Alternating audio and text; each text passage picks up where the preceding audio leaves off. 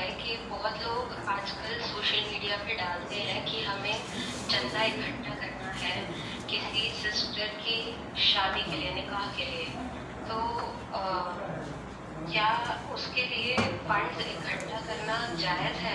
کیونکہ سننا نکاح میں تو لڑکی کی طرف سے 2-3 لاکھ لگنا پاسبل نہیں ہے. وہ لوگ جیسے انڈیا میں پیسے اکٹھے کرتے ہیں کہ کسی لڑکی کو چاہیے اپنا نکاح کرنے کے لیے اتنے پیسے، کیونکہ ان کے جو ابا ہے وہ مسکین ہے. تو کیا ہم اس میں ڈونیشن کر سکتے ہیں؟ کیونکہ سننا نکاح میں تو اتنے پیسے خرچ نہیں ہوتے. وعلیکم السلام ورحمۃ اللہ وبرکاتہ. قابل احترام ڈاکٹر عائشہ شرما. پہلی بات یہ ہے کہ بالکل نہیں، بالکل نہیں. جس گھر میں شادی کرنے کے لیے لڑکی کو پیسے دینے پڑے اور لڑکی کے باپ کو یا لڑکی کو ساتھ پیسے لے کر جانا پڑے، سامان لے کر جانا پڑے، وہ کنگال بھیک مانگے ہیں. ان کو کہیں روڈ پر جا کر مانگے، ان کو رشتہ ہی نہ ملے. اور اس پر میری بہت پہلے ایک کتاب شائع ہوئی ہے، خوش نصیب شادیاں، جس میں میں نے مسلم ورلڈ کی شادیوں کا جائزہ لیا ہے، اور اس کے ساتھ ساتھ یہ کہ نکاح کے آداب کے. پہلی بات ہے عورت، آپ بھی ایز اے ویمن، ایک مسلمان عورت، وہ چاہے بیٹی ہو، سب سے پہلے چاہے وہ ماں ہو، چاہے وہ بیٹی ہو، چاہے وہ بیوی ہو، چاہے وہ بہن ہو، وہ کروڑ پتی بھی ہو، تو اس کے اوپر کوئی فائنینشل رسپانسبلٹی نہیں، اس کی کوئی مالی ذمہ داری نہیں. ماں ہیں تو بیٹے ہیں، وہ خرچ کریں گے یا کوئی وارث ہے اس کا. وہ بیٹی ہے، اس کا باپ خرچ کرے گا، باپ نہیں ہے تو باپ کے بعد جو اس کے وارث ہیں وہ اس پر خرچ کریں گے، چاہے کتنی مالدار کیوں نہ ہے. وہ صرف کسی اپنی مرضی سے سپورٹ کر سکتی ہے، ورنہ نہیں. بیوی ہے، شوہر خرچ کرے گا، شوہر مزدور ہے، مزدوری کر کے بیوی پر خرچ کرے گا. بیوی کروڑ پتی ہے تو وہ اس پر ضرور، اس کے لیے ضروری نہیں، نہ اس پر فرض ہے کہ ایک پیسہ وہ اپنے بچوں پر خرچ کرے یا شوہر پر خرچ کرے. اس کے بعد جو ہے وہ کہیں بھی کسی کام میں انڈومنٹ کر سکتی ہے، اپنے والدین کو دے سکتی ہے. یہ نہیں کہ ہم بیچاری ایک کسی مسلم ملک کی ڈاکٹر تھی، جب وہ تنخواہ لیتی ہے ہماری ہمسائیگی میں، اب بہتر ہے میں نام نہ لوں اسپتال کا، تو وہ ان کے فادر ان لا آتے، انہوں نے تو ایک دفعہ یہ کہا کہ پلاس ان کی انگلی پر مار کر کہا پوری تنخواہ مجھے دو، کچھ اوور کمائی کرو وہ اپنے پاس رکھو. دیکھیے سسر، اس کا اپنی بیٹے کی بیوی کے ساتھ کیا تعلق؟ وہ پرایا آدمی. شوہر کو حق نہیں ہے کہ وہ بیوی سے پیسے نہ دینے کی نیت سے لے. حرام ہے، یہ ڈاکہ زنی ہے، بلکہ ڈاکہ زنی سے بڑا جرم. ڈاکہ کسی پرائے کی ڈاکہ زنی کی جاتی ہے. بیوی جس کا خرچہ آپ پر فرض ہے، اس سے ایک نسوانی کمزوری ہے، اس کی جو ہے نا فیمر ویکنس کو آپ ایکسپلائٹ کرتے ہیں، پھر اسے مجبور کرتے ہیں کہ مجھے پیسہ دو. لہٰذا یہاں علم کا فتویٰ ہے کہ جائز نہیں ہے شوہر کے لیے کہ اس نیت سے بیوی کے پیسے لے کہ مجھے واپس نہیں دینا ہے. صرف قرض کے طور پر لے سکتا ہے اور وعدے کے مطابق وہ قرض واپس کرے. یہ نہیں کہ آج پیسہ لے لیا اور بعد میں کرنسی کی قیمت ڈاؤن ہو چکی وہ پیسہ کرے. دیکھا جائے جب لیا تھا بیوی سے اس وقت سونے کی کتنی قیمت تھی، اس اعتبار سے بعد میں واپس کرے، تب جا کر حق ادا ہوگا. دوسری بات، اس طرح کا جمع کرنا بالکل جائز نہیں، کیونکہ ایک پہلی چیز ہے کہ بعد دیگر مذاہب میں یہ رکن ہے کہ لڑکی پیسہ دے. یہ اس وجہ سے کہ ایک یعنی اس کو قدر و قیمت کم کرنے کے لیے، تزلیل کے لیے یہ ہے. اسلام میں اللہ تعالیٰ نے عورت کو بہت عظیم مقام دیا ہے، لہذا جہیز جس کو کہا جاتا ہے یہ اصل میں حرام ہے ٹوٹلی. جو لیتا ہے وہ حرام خور اور جو دیتا ہے وہ کام چور. تو اس وجہ سے اچھی طرح نوٹ کر لیں کہ اللہ تعالیٰ نے نکاح کا جہاں قرآن میں ذکر کیا ہے وہاں فرمایا، دیکھیے اس کو سورہ نور وغیرہ میں جہاں آئلی احکام اللہ نے بیان کیے ہیں، اللہ تعالیٰ کہتا ہے الرجال قوامون علی النساء بما فضل اللہ بعضهم علی بعض وبما انفقوا من اموالهم. مرد الرجال قوامون علی النساء، مرد عورتوں کے ذمہ دار ہیں. ذمہ دار کا مطلب یہ نہیں ہے کہ ایکسپلائٹ کریں، ان کو دبا کر مجبور کر کے ان کا حق حرام طریقے سے کھائیں. قواموں کا مطلب ان کی رسپانسبلٹی ہے، ذمہ داری. یہ قوامت ذمہ داری ہے، وہ ذمہ دار ہیں. الرجال قوامون علی النساء بما فضل اللہ بعضهم علی بعض، جو اللہ نے عورتوں کے مقابلے میں مرد کو زیادہ قوت دی ہے. اور کیا؟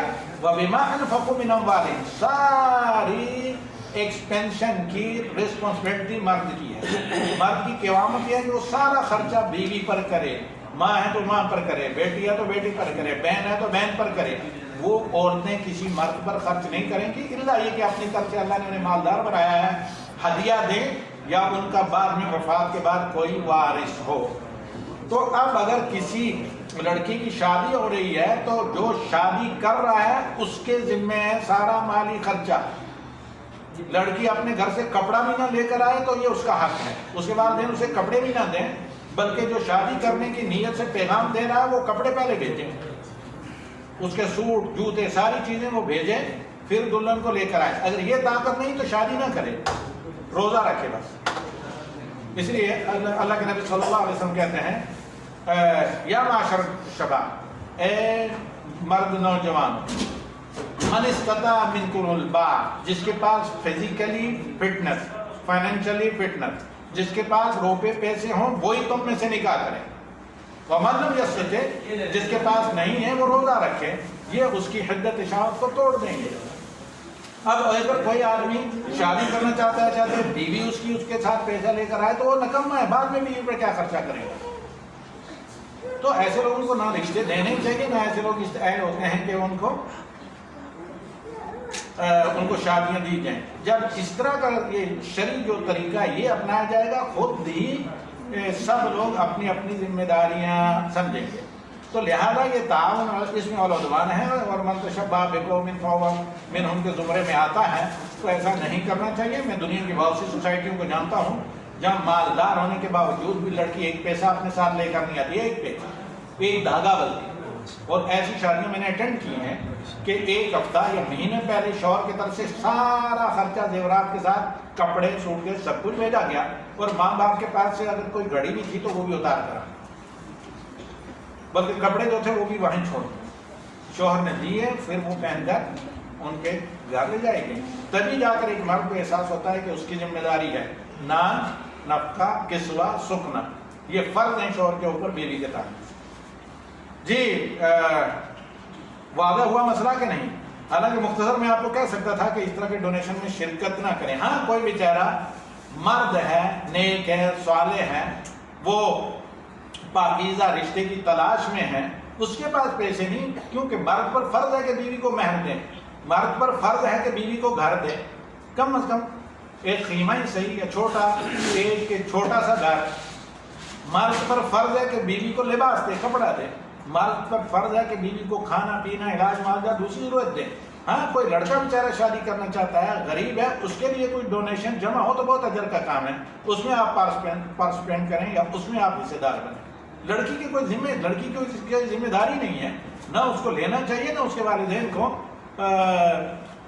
دین کی ان اساسی اخلاقیات سے لا علم رہ کر اس فساد کو اتنا یعنی اس غلط رسم و رواج کو اتنا پروموٹ کرنا چاہیے کہ بے شمار پھر بچیاں اس وجہ سے بیٹھی رہیں کہ بھئی ان کے پاس ساتھ کچھ دینے کے لیے نہیں. اور جہاں یہ نہیں ہے, سینٹرل ایشیا ہے یا ہمارا خطے میں جہاں یہ نہیں ہے جہیز ویز کی مصیبت, وہاں کوئی آپ لڑکی غیر شادی شدہ نہیں دیکھیں گے. اکثر کے رشتے 15-16 سال کی عمر میں تیار ہو جاتے ہیں, الا یہ کہ کوئی خود نہ کرنا چاہے. ایک سیکنڈ, ٹائم کم ہو گیا, کسی اور کو تو نہیں شوہر. ہاں یہاں پر یعنی زوم ایڈیٹر نے سوال بھیجا ہے, عید الفطر کتنے دن ہوتی ہے, 1 دن یا 3 دن. عید الاضحیٰ پر قیاس کر کے عید کا دن, اس کے علاوہ 3 دن, کیونکہ نبی صلی اللہ علیہ وسلم نے عید الاضحیٰ کے لیے کہا ہے کہ ایام منا ایام قبل مفشر میں, جب ایام منا ایام تشریق عید الاضحیٰ میں کھانے پینے گئے تو چونکہ یہ بھی عید ہے اور عیدین کے تقریباً احکام ایک دوسرے جیسے ہیں, تو اس لیے جہاں تک میں جانتا ہوں اہل علم نے یہی آمد و رفت اور انٹرٹینمنٹ عید کی خوشیاں بنانے کے لیے 3 دن قرار دیے ہیں, بالکل عید الاضحیٰ کی طرح.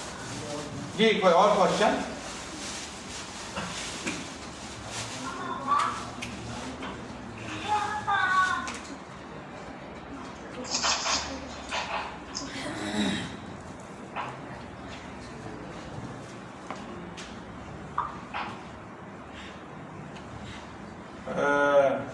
جی شرف فرید جی بولیے سسٹر.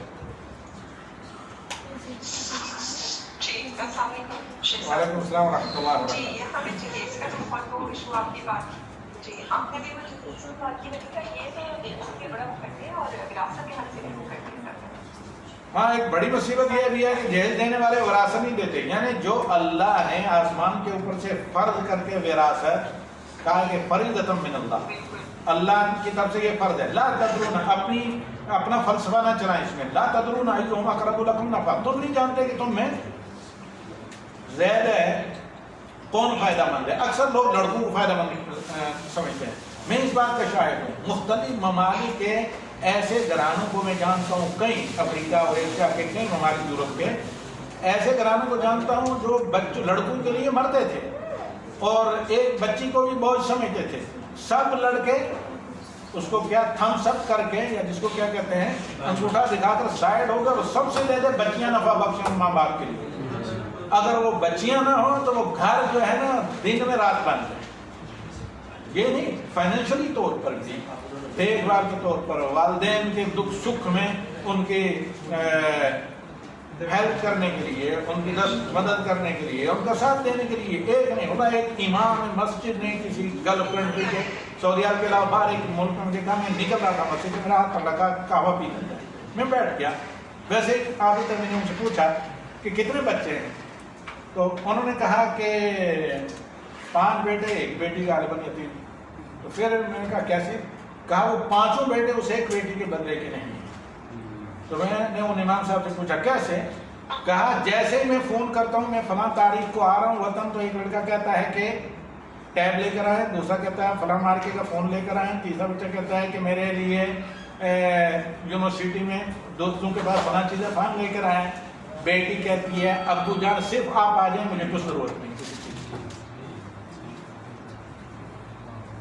اچھا شیخ صاحب, یہ جو عورت کو وراثت سے اس کا حصہ ملے گا, اس پر شوہر کا حق ہے؟ نہیں, کیا عورت کو جو اپنے میکے سے وراثت میں ملے, بالکل ایک اس زندگی میں, بیوی کے زندگی میں 1 پیسے کا بھی حق نہیں. بالکل ذرا برابر, ایک پوائنٹ کا بھی حق نہیں. ہاں اب اللہ بہتر جانتا ہے, پہلے شوہر کی وفات ہوتی ہے, پہلے بیوی کی وفات ہوتی ہے, جس کی پہلے وفات ہوگی زندہ رہنے والا اس کا وارث بنے گا جو بھی مال ہے. لیکن بیوی کی زندگی میں بیوی کی جو وراثت ہے, اس زندگی میں نہ شوہر ہوتا ہے نہ بیٹے بیٹیاں ہوتی ہیں, وہ خود مالک ہوتی ہے اپنے میکے سے جو وراثت ملتی ہے. بہت شکریہ. جی میں بہت کم ٹائم رہ گیا ہے, میں بند کرتا ہوں. پھر کل انشاءاللہ ٹھیک سوری ٹائم کے اعتبار سے ہم لوگ ملتے ہیں.